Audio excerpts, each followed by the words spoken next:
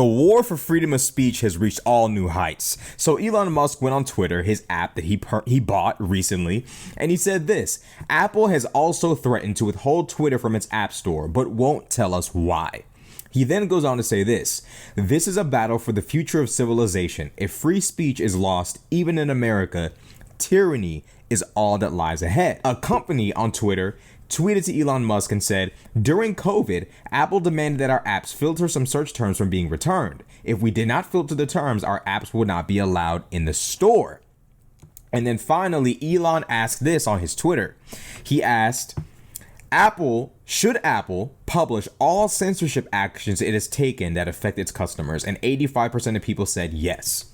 So it's clear as day that people are freaking out about the fact that Elon Musk is currently in control of Twitter. Everybody feels like it's going to be Nazi Germany 2.0. The fatherland is coming back. Everyone's going into the gas chambers, whatever. Everybody feels like it's the end of the world because Elon runs Twitter, despite the fact that nothing has happened yet. Nothing has happened yet. Have some people said some nasty things on Twitter? Yes. A lot of racial slurs have been getting used. A lot of religious slurs have been getting used because people think that free speech means that they can harass people, which you can't do on Twitter. But besides that, individuals who have not been paid or sent by Elon Musk to harass anybody, besides that, nothing has happened on the app besides Trump being returned to the app, and he refuses to use his account. So I'm struggling to understand what the issue is here, genuinely. And if Apple really has such a problem, if Apple really has such a moral quandary with, Twitter's new way of doing things and its new prioritization of free speech, the question would be, Apple, why does Balenciaga still have an unthreatened presence on your app store? That's what I want to know. Because Balenciaga not only had the little BDSM thing with the kids, they also have this new bag with a baby doll, fake baby blood in the bag with a pacifier, a pee pad, and a pet dog toy in the bag. That's all demonic. That's weird. That's disgusting. But you guys have yet to address that or threaten to remove Balenciaga from the App Store. Yet to threaten them. So let me get this straight.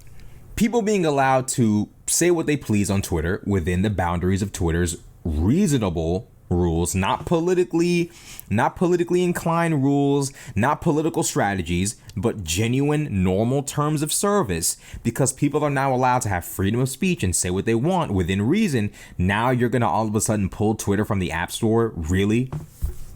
But I don't think it's a joke, and I think it's going to happen. I genuinely believe they're going to try and pull Twitter from the App Store. I don't see why they wouldn't. This is a game for freedom of speech. This is a game for politics. Apple is not playing games. They have a political agenda that they want pushed, and Twitter, being in control of Elon Musk, is a threat to that. It's an outright threat to that. And they're going to push back against Elon in every way that they can. If they have to remove Twitter from the App Store to stop you from being able to access Twitter quickly from your phone, downloading it quickly from your phone, then they'll do that. They'll happily, gladly do that. And that's the unfortunate truth, is that nothing has happened on Twitter yet. Absolutely nothing. Nothing has taken place besides Trump returning, and he hasn't even returned. His pride is so through the roof, he refuses to return to Twitter in any capacity. Ye is back, but whatever. No one's threatened by Ye.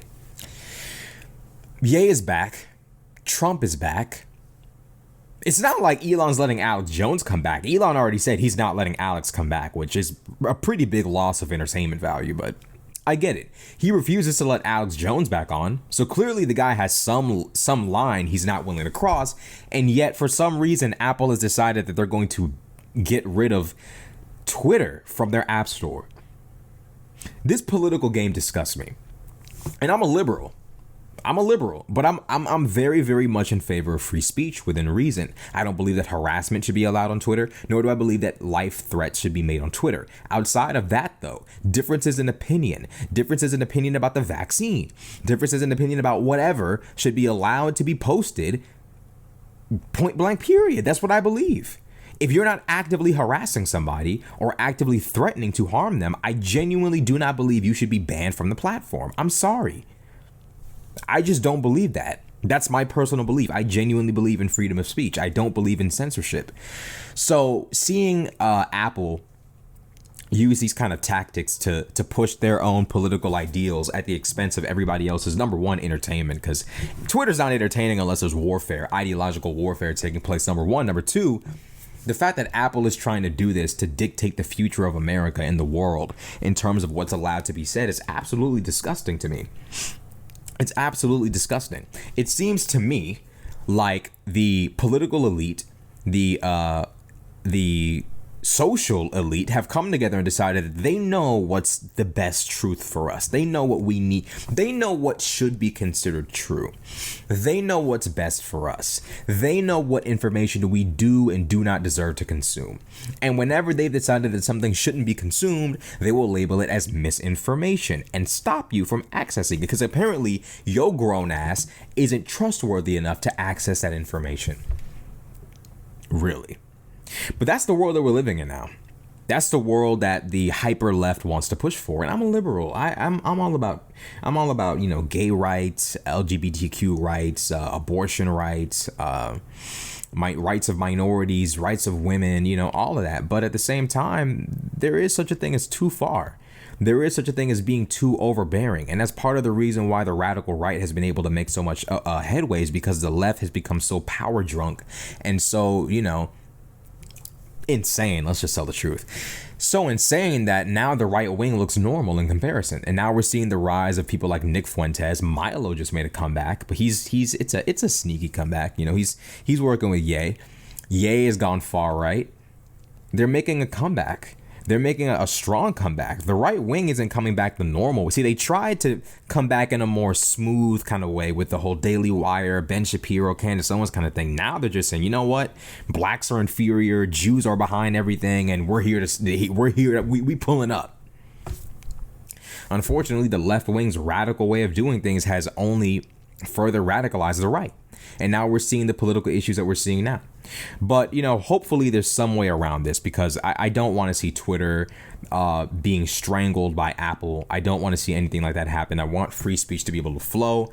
I want things to be able to move on per usual. But I also want the users of Twitter to feel safe, regardless of whose hands Twitter might be in. And I think Elon Musk will accomplish that job well. I trust him. But that's just my opinion on it. I don't think this is cool. I don't think Apple should be doing this. This is just my opinion. Like, comment, subscribe. I'm out.